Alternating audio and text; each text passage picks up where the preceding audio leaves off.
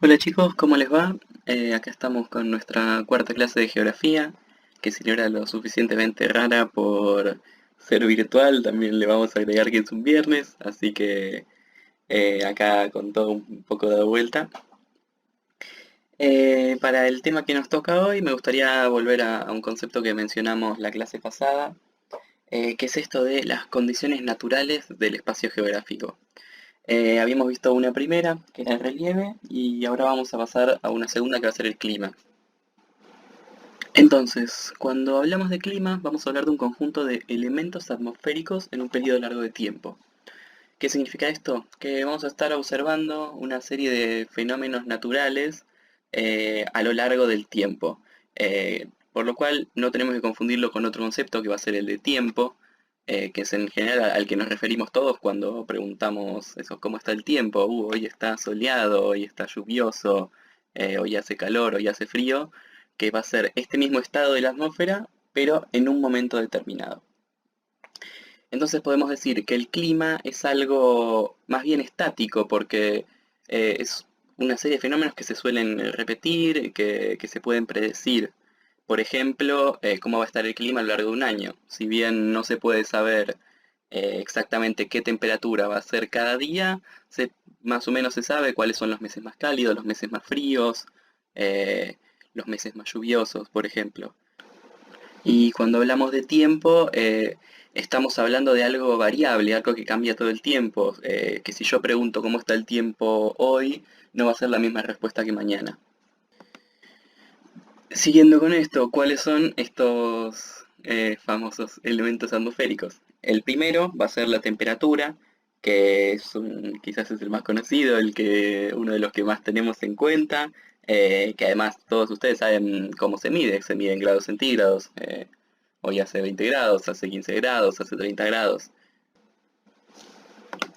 ¿Qué elementos se usa para medir la temperatura? Bueno, eso es una respuesta muy fácil y es otra cosa con la que ustedes seguramente están familiarizados, que es un termómetro.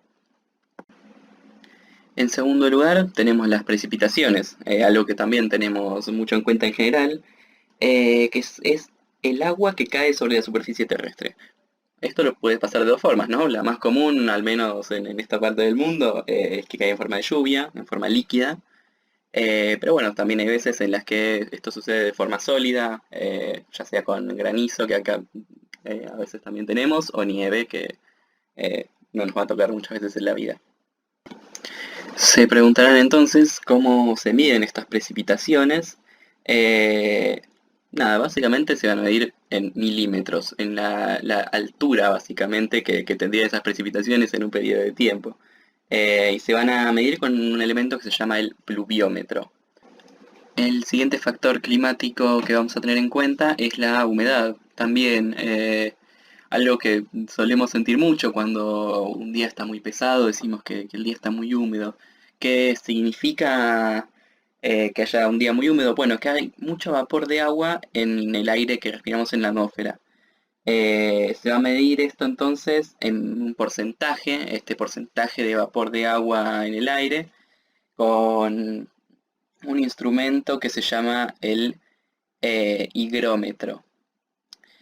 Seguimos entonces con el cuarto elemento, que quizás sea el más desconocido de los cinco, que va a ser la presión atmosférica.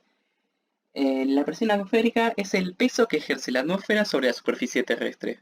Eh, Se va a medir en esta unidad de medida que tienen ahí abreviada, que se llama hectopascales, con un instrumento que se llama barómetro. Por último, tenemos el viento, también algo realmente bastante común de percibir, eh, del cual vamos a tener en cuenta dos cosas. Primero, su velocidad. Un viento muy veloz es un viento que como que se considera muy fuerte. Cuanto más veloz se dice que es más fuerte, que lo vamos a medir en kilómetros por hora, con un instrumento que se llama anemómetro. Y después una cosa un poco más simple que va a ser la dirección, que la vamos a medir con lo que se llama una veleta.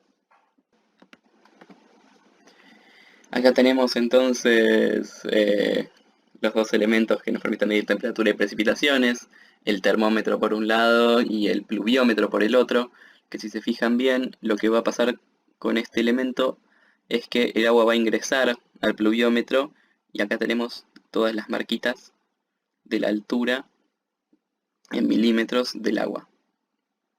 Entonces, cuando queramos medir cuánto llovió, vamos a ir a agarrar el pluviómetro y fijarnos cuántos milímetros subió en este recipiente el agua.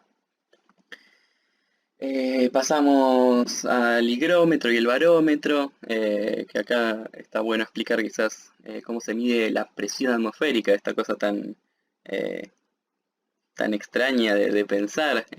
Básicamente se utiliza el mercurio, que no sé si alguna vez vieron cómo es. Y nada, básicamente lo que sucede es que se ejerce, la presión atmosférica va a ejercer presión en esta parte y según cuánto sube el mercurio por este tubito vamos a tener más o menos presión. Obviamente cuanto más arriba llegue vamos a tener una mayor cantidad de presión. Después pasamos al anemómetro, del cual no hay nada muy interesante de explicar, pero eso nos va a ayudar a medir la dirección del viento. Y acá tenemos la veleta, que quizás conozcan, que básicamente la podemos descomponer en dos. Primero esta parte con el gallito, que muchas veces no es un gallito y es otro animal, pero quizás este es el más común. Que esto es una parte móvil, si ven acá, esto puede girar sobre este eje. Eh, entonces, según la dirección del viento, ese gallito se va a girar para un lado o para otro. Y tenemos acá esta parte fija con los puntos cardinales, que según para dónde quede la flechita nos va a mostrar en qué punto cardinal se está moviendo el viento. Volviendo entonces a la temperatura, tenemos dos cálculos básicamente para hacer que nos interesan mucho, que van a ser en primer lugar la temperatura media o promedio de temperatura y en segundo lugar la amplitud térmica. ¿Qué es la temperatura media? Bueno, básicamente para sacar la temperatura media vamos a tener que sumar todos los registros de temperatura, todos los valores de temperatura que tengamos de un periodo de tiempo y dividirlo por la cantidad de registros que tenemos. Por ejemplo, si ustedes se fijan en el apunte, van a encontrar lo que serían los registros de temperatura de una semana. Tenemos entonces, como la semana tiene 7 días, tenemos 7 registros, uno por día. ¿Qué hacemos para sacar el promedio? Vamos a tener que sumar esos 7 registros, uno por uno, y a ese resultado de la suma vamos a tener que dividirlo por 7, que es la cantidad de valores de temperatura que tenemos. En segundo lugar tenemos lo que se llama amplitud térmica, que es un cálculo todavía más simple, que básicamente vamos a tener que agarrar de todos esos registros de temperatura el más alto y el más bajo. ¿Qué vamos a hacer? Vamos a restarle al más alto el más bajo.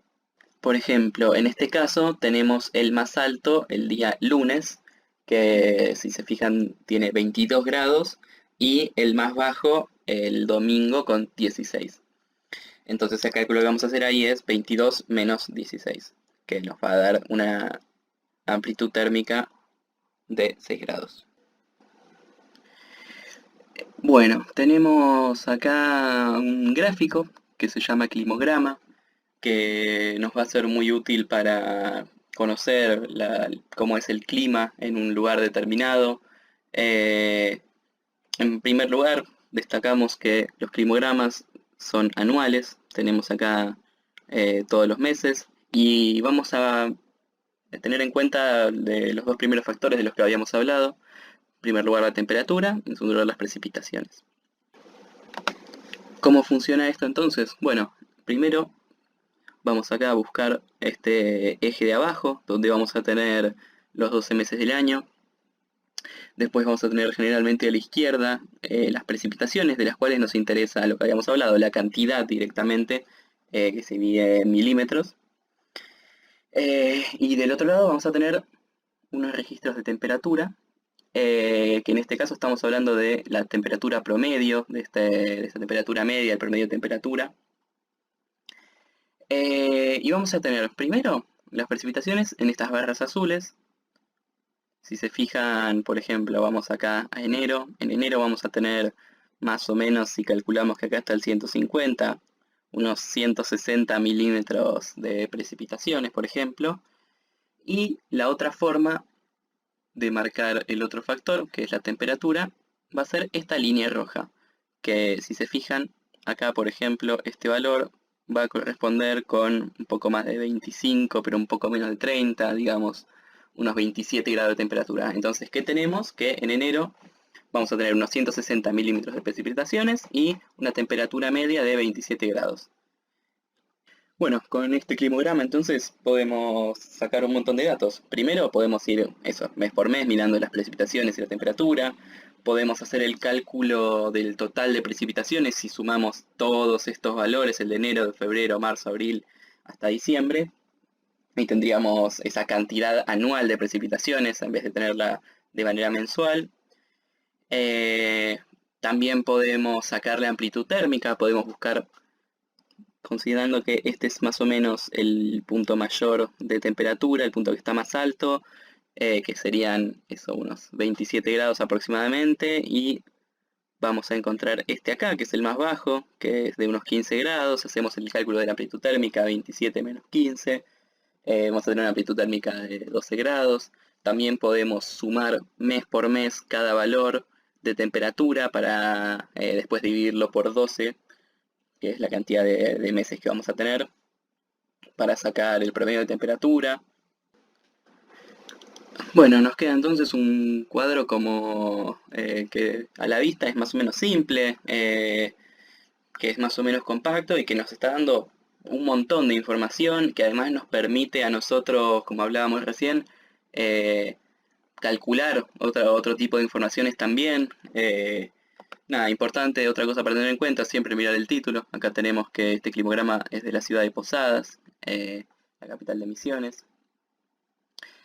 Y nada, entonces por hoy vamos a dejar acá. Les pido que revisen el apunte, que revisen este video, que vayan pensando las dudas que les surgen, que vayan también mirando un poco lo que es la tarea, así también al menos fíjense de entender las consignas y todo lo que no se entienda lo podemos hablar ahora en un ratito en nuestro encuentro virtual por Zoom.